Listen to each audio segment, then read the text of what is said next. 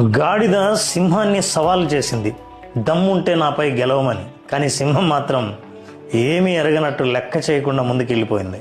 అది చూసిన నక్క, అదేంటి ప్రభు, అడవికి రాజు ఒక గాడిద సవాలుకు భయపడ్డమా అన్నదట. అవును అని సింహం చెప్పి ముందుకు కదిలింది. ఇదంతా చూసిన ఏనుగు సింహం ప్రవర్తనకు ఆశ్చర్యపోయి కారణం అడిగింది. అప్పుడు సింహం రాజులాగే జవాబిచ్చింది, నేను ఆ గాడిద సవాల్ను స్వీకరించి గెలవడం పెద్ద లెక్కేం కాదు. గెలిచిన తర్వాత గాడిద మీద గెలవడం ఏం పెద్ద గొప్ప అంటారు. ఒకవేళ పొరపాటున నేను ఆ పోరాటం ఆపాననుకో, నాకు చేత కాదనే పుకార్లు కూడా పుట్టిస్తారు. ఏ రకంగా చూసినా నాకు వచ్చే ప్రయోజనం అస్సలు ఏమీ లేదు. మరి ఆ నక్కతో భయపడ్డానని ఎందుకు చెప్పారు అని అడిగింది ఏనుగు. నక్కలు చాలా ప్రమాదం. నేను భయపడ్డానని చెప్పకపోతే నీకేం తక్కువ అని ఇంకా ఏవో చెప్పి నన్ను రెచ్చగొడుతుంది.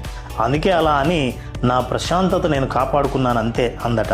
నిత్య జీవితంలో కూడా అంతే. మనల్ని ఏదో ఒక పనికి మాలిన విషయంలో ఎవరో ఒకరు సవాల్ చేస్తూనే ఉంటారు. పక్కనే నక్కల్లా కాచుకున్న వాళ్ళు మిమ్మల్ని రెచ్చగొడుతూ ఉంటారు. అసలు ఏ సవాలు మనది కాదో తెలుసుకోవడమే విఘ్నత. అందుకే సవాళ్ళలో రెచ్చగొట్టడానికి, ప్రోత్సహించడానికి తేడా తెలుసుకోవడం చాలా అవసరం. మీరేమంటారు?